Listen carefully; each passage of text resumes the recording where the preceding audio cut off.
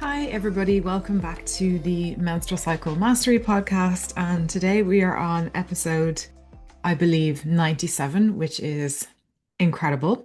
And today we're going to be chatting about nervous system regulation for menstrual health and PMDD. So, a little update from me. We are in January 2026 and the Menstrual Coach Academy from last year. So our 2025 cohort is coming to a close in the next month. And it's just been an absolutely incredible group. I've absolutely loved working with everyone in that course. There's been so many amazing aha moments. The students have been so engaged, a lot of great learning, a lot of great coaching, a lot of great practice. And every year, I believe that most of the students come in expecting just to learn a lot of information.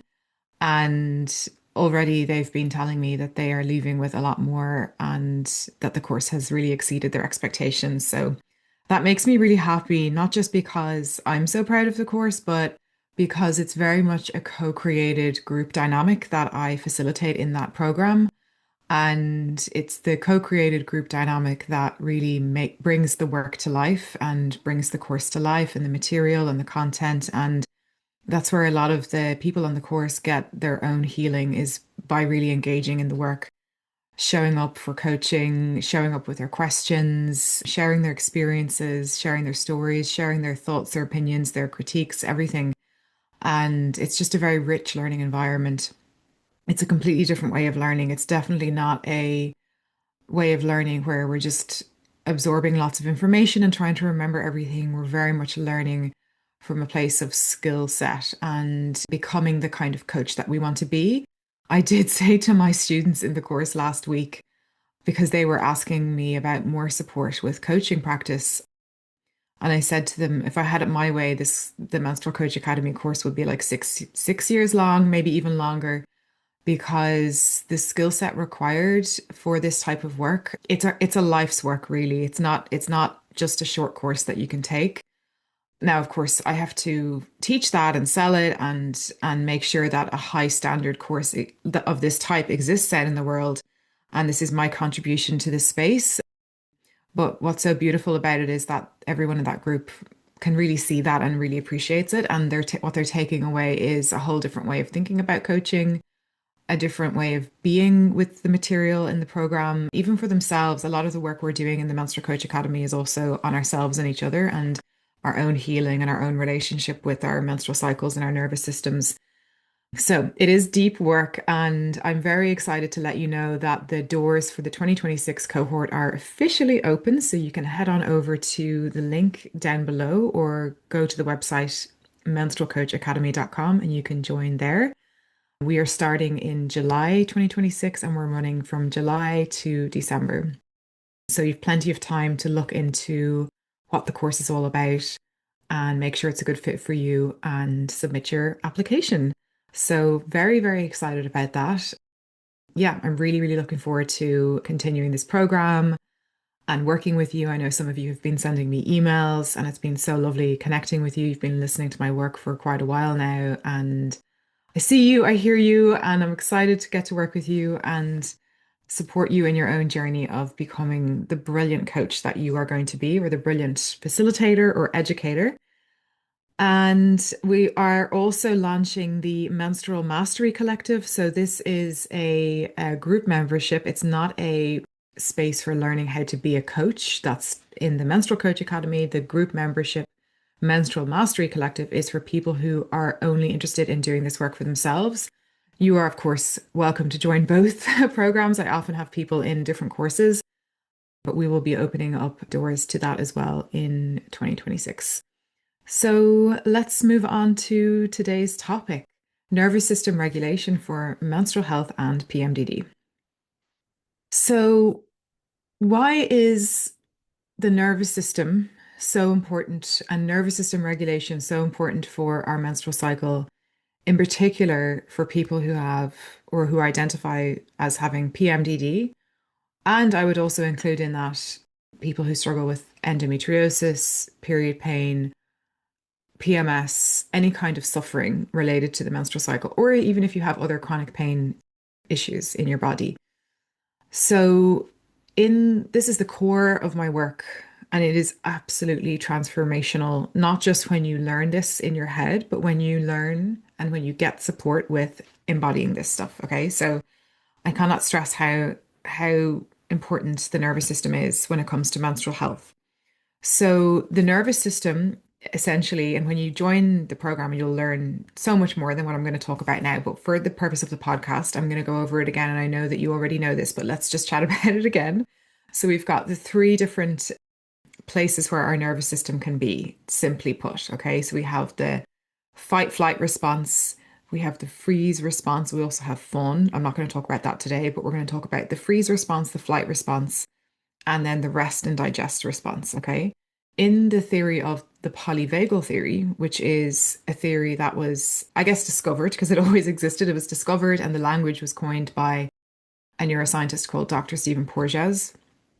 Um, they talk about the sympathetic response in the nervous system, the dorsal vagal response, which is the freeze, and then the ventral vagal, which is the rest and digest. Okay, so there's these different places in the nervous system where we can kind of be living in, relating from, behaving from, thinking from as well. Okay, so that's very important. Thinking, behaving, relating, feeling, and being, and even physically moving physically. So it's all our ways of showing up in the world are going to be influenced by these different states in the nervous system. Okay, so why is this so important for our menstrual cycle? The reason this is so important for our menstrual cycle is because if you relate to somebody who spends a lot of time in the fight flight response, the sympathetic response, and or the freeze response, the dorsal vagal, this most likely is part of your story of your menstrual health. Why? Because the sympathetic response is driven by the hormones cortisol and adrenaline. And again, there's nothing wrong with that. This is all very normal and a good thing because we need cortisol and adrenaline to swerve if we're driving and there's something dangerous happening on the road, or to run away from a situation that is dangerous or risky, or we need to be able to freeze if something very dangerous is happening. Okay, so these are all normal healthy things that we are given in our nervous system. But the problem is that if we are, because of our past, because of our and because of our upbringing maybe, or because of experiences we had, also beliefs we have, what can happen is we can stay stuck and our whole nervous system can be wired to stay stuck in a perpetual fight or flight, sort of like low-lying anxiety place, or a low-lying kind of freeze place. And why is this an issue? This is an issue because your the energy that is required for the nervous system to keep the on button on is a lot of energy that is going to protecting you rather than sending that energy to helping you thrive. Okay, so helping you be in rest and digest, helping you live your life, letting your nervous system relax, and letting that inflammation come down. So if you're constantly having to pump out adrenaline and cortisol and stress hormones all the time just to stay in this protective mode that you probably don't even need anymore, that's a lot of energy and a lot of inflammation unnecessarily. And it then has a knock-on effect on the biological environment of your whole body, your thoughts, your feelings, who you are, your identity, all of us, okay, all parts of us. It has an impact. It has an impact on our digestive health, our cardiovascular health, our hormonal health, etc., etc. Okay. So the nervous system is, I don't even, in my courses, I start with that. I start with the nervous system. I don't even touch menstrual cycle awareness until we have a good foundation in understanding the nervous system. It's like a house without foundations. We have to understand and know that there's foundations there before we can build walls and choose rooms and decorate. Okay, so this is very, very important. Another reason why this is very important is because with the menstrual cycle, okay, so if you are someone with a cycle, whether you are, it doesn't even matter what kind of menstrual cycle, okay, you can be in perimenopause or having a regular cycle, okay, but if you are someone who identifies as having a cycle, you are going to go through fluctuations every month or whenever you're cycling where estrogen is going up and down, okay?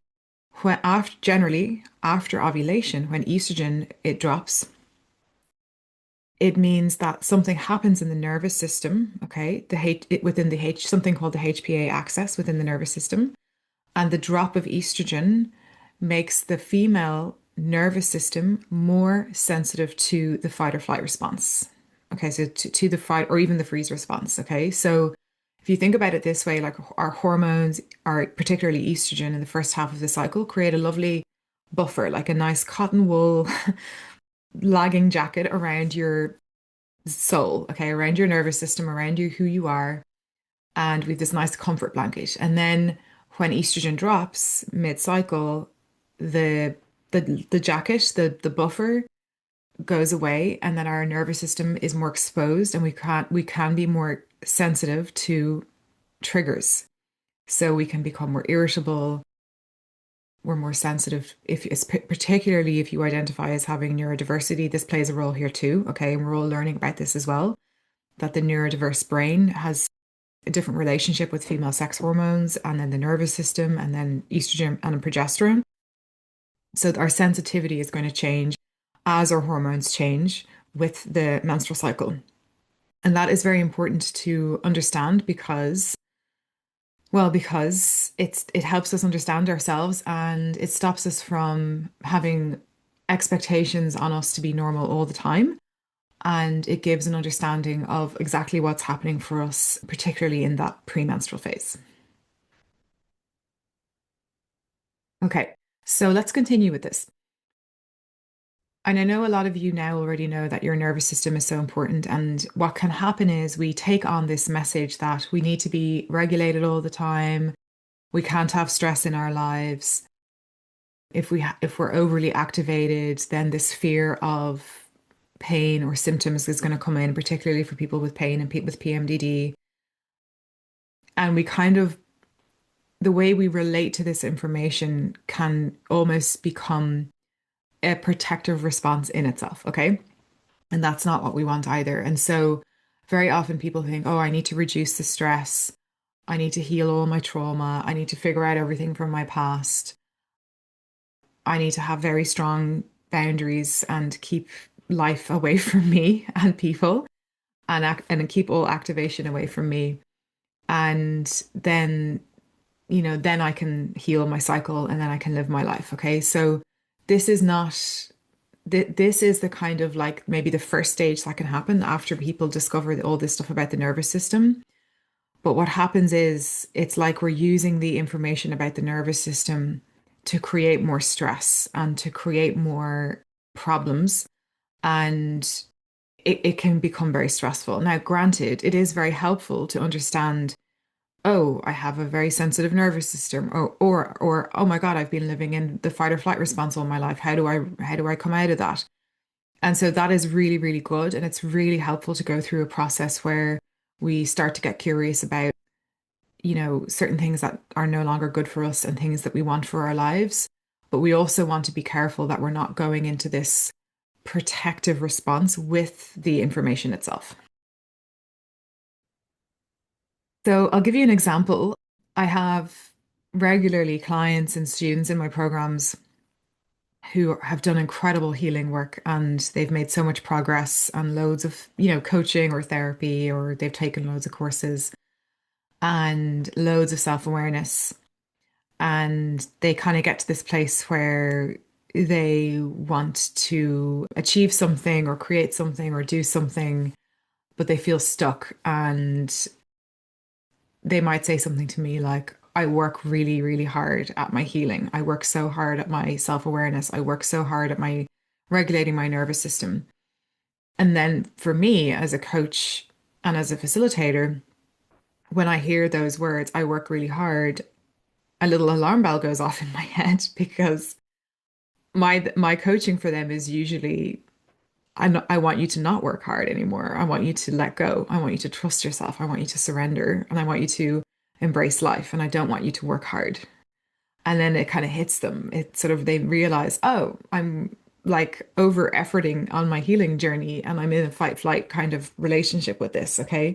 So that's something that I see. Another thing that I see is, and that's often not talked about when it comes to the fight flight response, is very often our fight flight response can get triggered by our very own thoughts, okay, and the way that we speak to ourselves. So usually when you think about the fight or flight response, and if I was to ask you, how does that show up for you?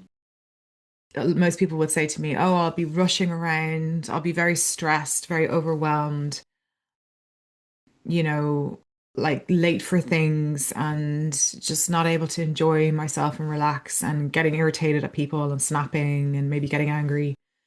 But we forget to think about the what's happening in our heads and the story we're telling ourselves or what we're doing.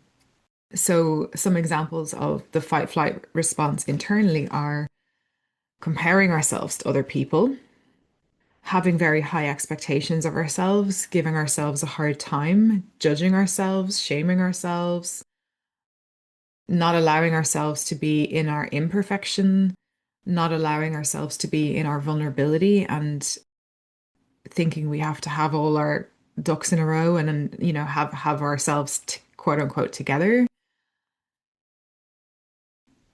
What else?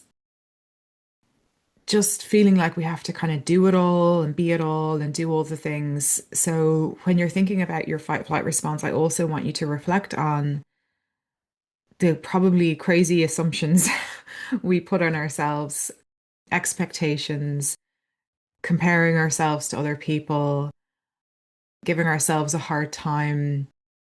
Even when I see clients who are completely burnt out and struggling with their energy, and then they'll go and watch Netflix and then they feel guilty for that. And then my prescription to them as their coach is I usually say to that client, okay, I want you to like let yourself watch Netflix for a whole day and just park the critic, park the guilt. That's your homework. Can you do that? Can you just actually enjoy yourself watching television and just chill?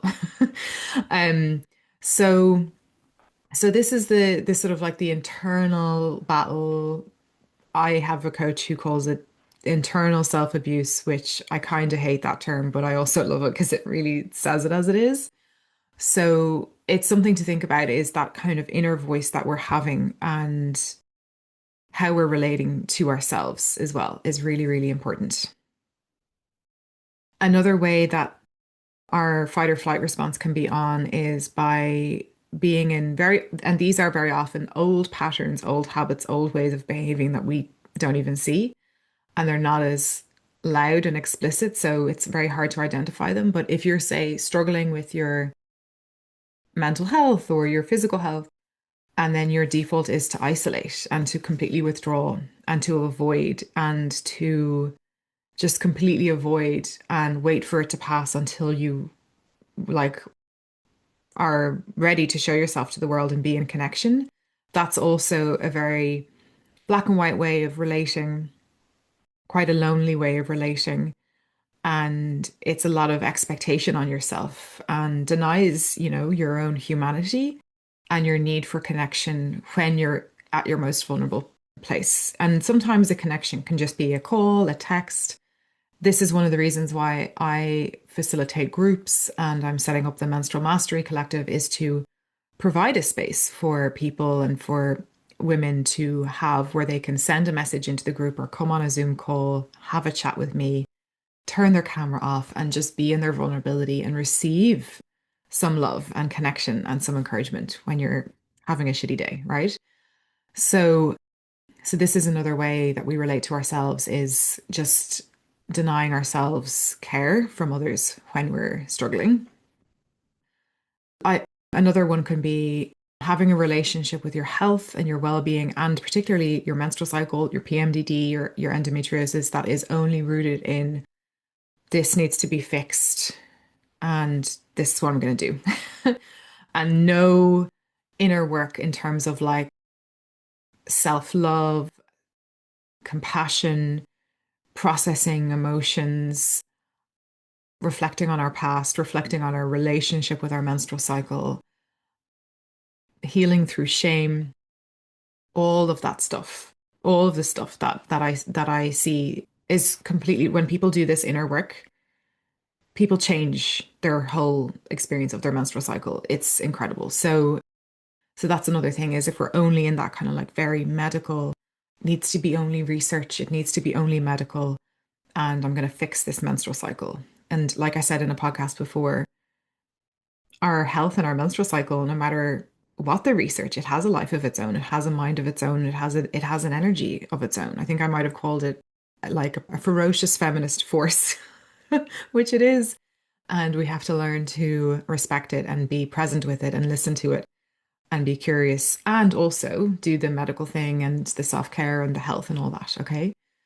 So it needs a lot of spaciousness. And there's lots of other ways that I see that we can be in this fight or flight or freeze response in how we relate to the world and how we relate to others. It could be people pleasing, it could be even being in entitlement or having very high expectations of others or wanting to change others that we have no control over, etc. And, these are all ways that we can reflect on in terms of who we are, how we relate to ourselves, and how we can learn how to be more in the rest and digest place of the menstrual cycle, the ventral vagal of the menstrual cycle.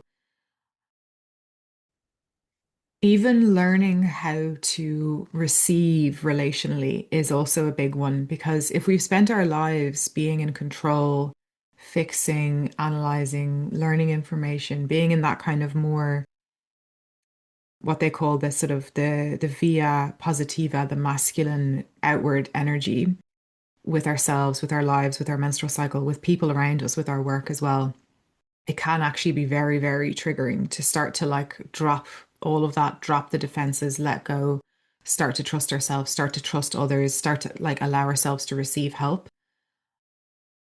That there's a lot of vulnerability in that, a lot of vulnerability. And this is why this work takes time. This is why I'm starting a membership because it's not work that you can just do from a book or even do within a 3-month course. It does require longer.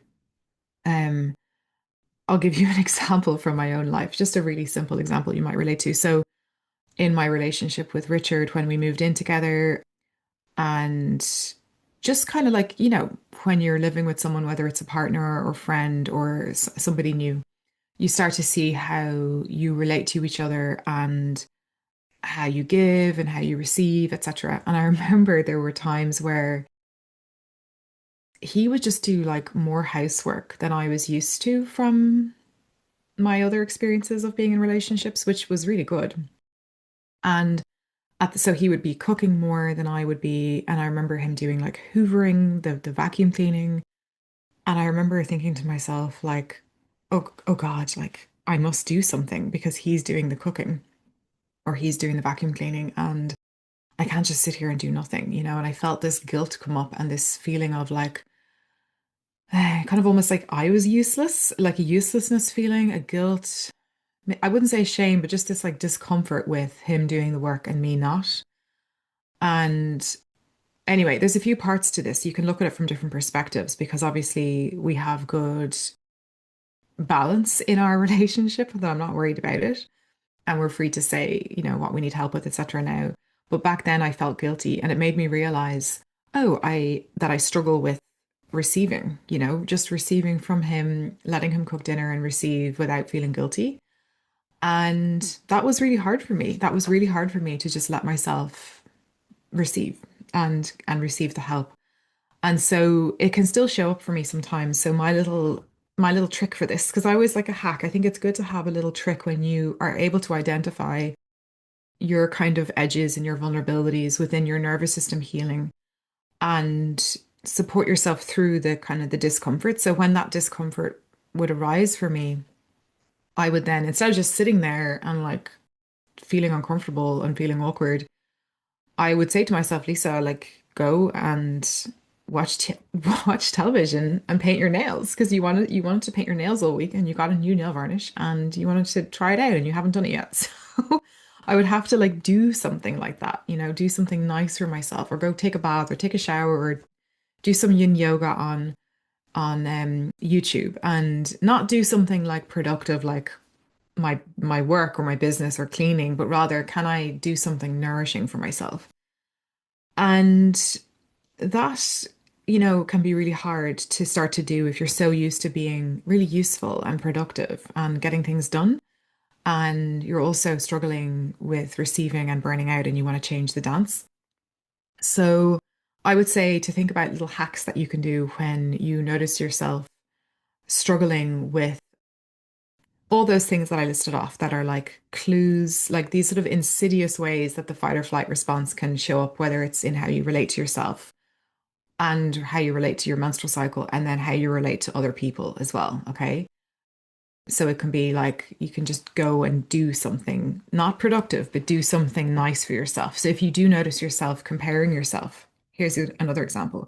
If you notice yourself comparing yourself to people on Instagram and you're in a spiral and it's taking you away from your own creativity and your own brilliance, and which is very toxic for your creativity, you can just turn off your phone and say, oh, I shouldn't do that and get on with your day. But then you're kind of left feeling in a bad mood.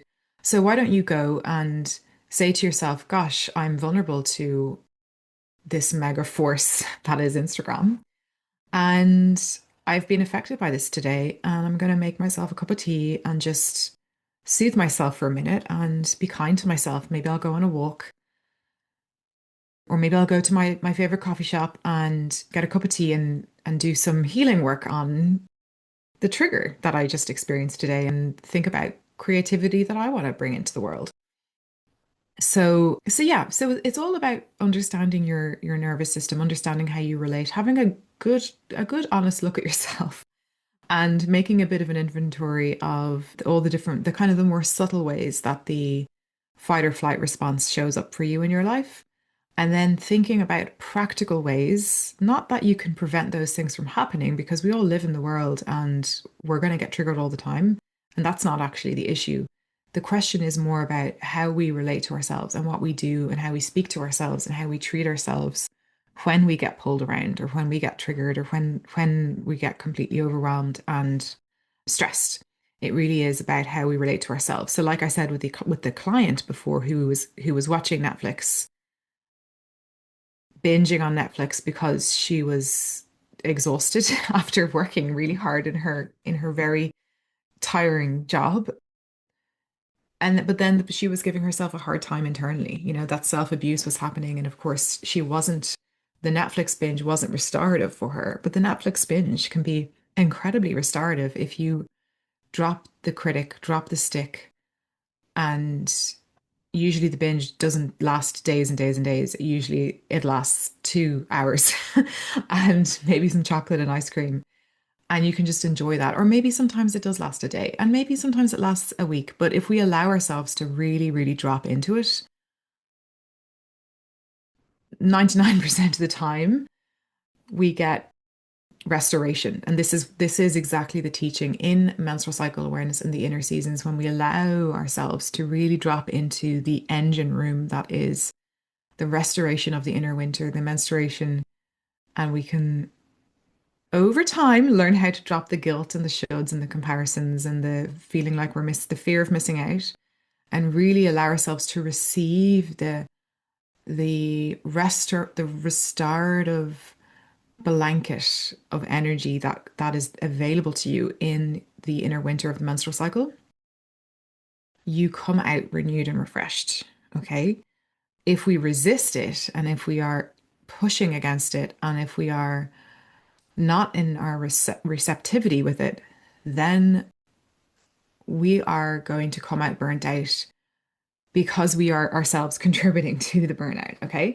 So that is the message of the day is there is a lot more nuance to nervous system regulation. And a lot of it has to do with our own thoughts, our own beliefs, our own actions, the choices we have, and our inability to be with what is available to you, or what is available to you. And Yeah, and so that's what I wanted to say today. I hope that all makes some sense. And this is a topic I absolutely love coaching on. We, in the Menstrual Coach Academy, over the last couple of weeks, we've been having peer sessions. So I do essentially one-to-ones. It's like two of my students come and do a coaching session with me, and we do like a rapid fire coaching, and it's incredible. The work we've been doing is amazing. And yeah, I've seen some of my students get like results in like one half an hour chat talking this stuff out, and they come out feeling lighter and relief with things that they have been stuck on for a long time.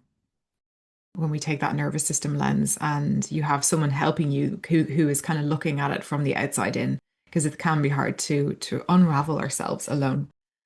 So anyway, going back to how this relates to PMDD, endometriosis, chronic pain, etc., is that when we can learn how to relate to ourselves differently and the world around us differently and give our nervous system a bit of a chance to do what it needs to do, it's going to do wonders for your experience of your nervous system, particularly if you really relate to also having a lot of fear around symptoms and around pain, etc. That's another skill we learn in the Menstrual Mastery Collective is when you have fear, when you have symptoms, we learn how to regulate your thoughts, regulate your nervous system in the moment when you're having pain, which is also an incredible skill set to have. Only last week I had my period. I'm on day 4 today. And on day 1, I was having some discomfort, and I was able to downregulate my pain through my own brain rewiring exercises that I do. Is incredible. And it only took a few hours to shift it. And my pain didn't escalate into, crazy pain and symptoms and fear and, a huge episode. It was just most of that time, it was just discomfort really more than anything. So that is the podcast for today. Have a reflection on all of that. Let me know what you think. And like I said before, if you would love to join me in the Menstrual Coach Academy, the doors are open for 2026. And if you are looking for support just for yourself, for your own cycle, or maybe somebody you know, you're more than welcome to join us in the Menstrual Mastery Collective. You can join the waitlist below. The doors will be opening this year, but not for a few more months. So make sure to join the waitlist to be the first to hear. And that's it. Lots of love. Talk to you soon.